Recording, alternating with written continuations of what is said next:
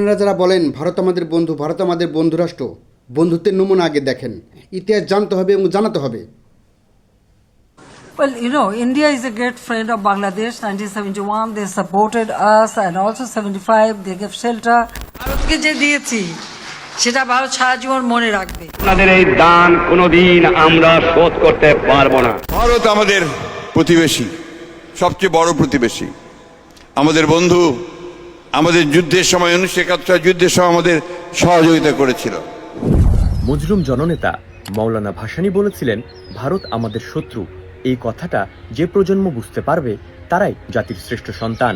আজ কিন্তু তার কথাটাই সত্যি। আজও সীমান্তে বাংলাদেশিদের হত্যা চলে, আমাদের নদীর পানি আটকে দেওয়া হয়, অভ্যন্তরীণ রাজনীতিতে হস্তক্ষেপ করা হয়। তবে যে যুদ্ধে সহযোগিতা করার জন্য ভারত আমাদের পরম বন্ধু বলে দাবি করা হয়, সেই বন্ধুর মুখোশ পরে শত্রুতা করার কিছু নমুনা আসেন আপনাদের দেখায়। যুদ্ধ শেষে প্রায় 200 ওয়াগন রেলগাড়ি ভর্তি করে 2700 কোটি টাকার অস্ত্র লুটের অভিযোগ ভারতীয় সেনাবাহিনীর বিরুদ্ধে। দৈনিক অমৃতবাজার 12 মে 1974। 1971 সালের মুক্তিযুদ্ধের সময় ও যুদ্ধ পরবর্তী সময়, বিশেষ করে ডিসেম্বর 1971 থেকে মার্চ 1972-এর মধ্যে ভারতীয় সেনারা 2160 কোটি টাকা সমমূল্যের 70 থেকে 80 লাখ টন ধান, চাল, গম, 400 কোটি টাকা সমমূল্যের 50 লাখের উপর পাটের বেল, 1500 কোটি টাকা সমমূল্যের ত্রাণ সামগ্রী পাচার এবং প্রায় 1000 কোটি টাকা সমমূল্যের যুদ্ধাস্ত্র, ওষুধ, মাছ, গরু, বনজ সম্পদ লুট করে নিয়ে যায়। জনতার মুখপাত্র 1 নভেম্বর 1975। ভারত পাকিস্তানিদের ফেলে যাওয়া সকল অস্ত্র এবং 87টি ট্যাঙ্ক নিয়ে যায়, যার মূল্য 750 মিলিয়ন মার্কিন ডলার, যা প্রায় সে সময় 3000 কোটি টাকা। নিজের চোখে দেখা এসব কর্মকাণ্ড খুলনার ডিসি কামাল সিদ্দিকী তার বই the political economy of rural poverty in বাংলাদেশে লিখেন, ভারতীয় সৈন্যদের লুটপাটের মধ্যে অস্ত্র ছাড়াও মজুতকৃত খাদ্যশস্য, কাঁচা পাট, সুতা, গাড়ি, জাহাজ, মেশিন, যন্ত্রাংশ সব নিয়ে যায়। কামাল উদ্দিন সিদ্দিকী লন্ডন ইউনিভার্সিটিতে করা তার পিএইচডি থিসিসে বাংলাদেশের দারিদ্রতার কারণ হিসেবে এই বিষয়টি উল্লেখ করেছেন। কামাল সিদ্দিকীর মতে, সব মিলিয়ে কম করে ধরলেও এই লুটপাটের পরিমাণ কেবল খুলনা জেলাতে ছিল তৎকালীন হিসেবে 2.2 বিলিয়ন মার্কিন ডলার। সারা বাংলাদেশের 19টি জেলা থেকে লুটপাটের পরিমাণ কেমন হতে পারে সেটা অনুমান অসম্ভব নয়। বাংলাদেশের শিল্প কারখানা থেকে যন্ত্রাংশ চুরি করে আগরতলায় 5টি নতুন পাটকল স্থাপন। আখতারুল আলম দুঃশাসনের 1338 রজনী। আবুল মনসুর আহমদ আমার দেখা রাজনীতির 50 বছর বইতে লিখেছেন, যুদ্ধের পর সীমান্তের 10 মাইল এলাকা ট্রেডের জন্য উন্মুক্ত ঘোষণা। এর ফলে চোরাচালানের মুক্ত এলাকা গড়ে উঠে পাচার হয়ে যায় দেশের সম্পদ। ভারতে বাংলাদেশি জাল নোট ছেপে এদেশে ছেড়ে দেওয়া হতো। অর্থমন্ত্রী তাজউদ্দিন আহমদ সে সময় বলতে বাধ্য হয়েছিলেন, জাল নোট আমাদের অর্থনীতি ধ্বংস করিয়া দিয়াছে। আব্দুর রহিম আজাদ 71-এর গণহত্যার নায়ক কে?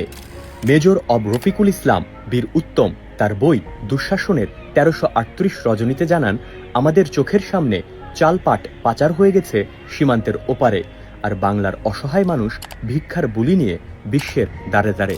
এম.এ. মোহাইমেন বাংলাদেশের রাজনীতিতে আওয়ামী লীগ এ বইয়ে জানান এ বিষয়ে বিস্তারিত, যার সারমর্ম দ্বারাই 1971-এর অবাঙালিদের ফেলে যাওয়া সম্পত্তির হরিলুট, ফারাক্কা বাঁধের নামে মরুভূমি করার চক্রান্ত, টাকা বিনিময়ের নামে জাল নোট ছড়ানো, বর্ডার বাণিজ্যের নামে ভারতের বস্তাপচা মালের বাজার সৃষ্টি। আখতারুল আলম দুঃশাসনের 1338 রজনী। অলি আহাদ জাতীয় রাজনীতি 1945 থেকে 75-এ লিখেছেন, জয়দেবপুর অর্ডিন্যান্স ফ্যাক্টরি থেকে অস্ত্র নির্মাণের কোটি কোটি টাকার যন্ত্রপাতি ভারতে স্থানান্তরিত হয়। 21শে জানুয়ারি 1972 সালে ব্রিটেনের বিখ্যাত দ্য গার্ডিয়ান পত্রিকায় সাংবাদিক মার্টিন উলাকোট ইন্ডিয়ান্স লুট হোল ফ্যাক্টরি শিরোনামে লিখেন, খুলনা অঞ্চলে ভারতীয় সেনাবাহিনীর সুসংগঠিতভাবে মিল, কারখানা এবং অফিস লুটপাট বাংলাদেশের সরকারি কর্মকর্তাদের ক্ষুব্ধ এবং ক্রুদ্ধ করেছে। এই লুটপাট ঘটেছিল শহরে ভারতীয় সৈন্যদের প্রবেশের প্রথম কিছুদিনের মধ্যেই, 17ই ডিসেম্বরের পর। দেশ বিজয়ের পর ইন্ডিয়ান আর্মি ক্যান্টনমেন্ট অভ্যন্তরীণ ওয়াশরুমের বেসিং ও মিরর পর্যন্ত খুলে নিয়ে যায়। লুটের উদাহরণ কতটা নিম্ন পর্যায়ে হতে পারে একটা বারের জন্য ভাবেন, আর এরাই আবার সবসময় এসে ক্রেডিট নেয় বিজয়ের। সম্ভবত এজন্যই সুনীল গঙ্গোপাধ্যায় তার পূর্ব পশ্চিম বইতে লিখেছেন, ঢাকায় এত সব বিদেশি জিনিস পাওয়া যায়, এসব তো আগে দেখেনি ভারতীয়রা। রেফ্রিজারেটর, টিভি, 2-in-1, কার্পেট, টিনের খাবার এসব ভর্তি হতে লাগলো ভারতীয় সৈন্যদের ট্রাকে।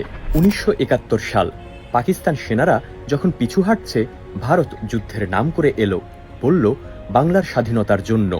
ভারত দেশে ঢুকলো এবং শুরু হলো লুট। এখন যারা আপনাকে বলবে ইতিহাস না জেনেই ভারত বিরোধিতা, ভারতের এই অবদান ওই অবদান সম্পর্কে জানো, তাদের শুধুমাত্র এই তথ্যগুলো দেখিয়ে দিবেন, কারণ ইতিহাস চাপা পড়লে দেশ বাঁচে না। ভিডিওটা বেশি বেশি শেয়ার করে দিবেন, যাতে পরবর্তী প্রজন্ম বুঝতে পারে ইন্ডিয়া আমাদের কেমন বন্ধু ছিল, কেমন বন্ধু। এই ভিডিওটা সঠিক ইতিহাস জানতে সাহায্য করবে। ধন্যবাদ।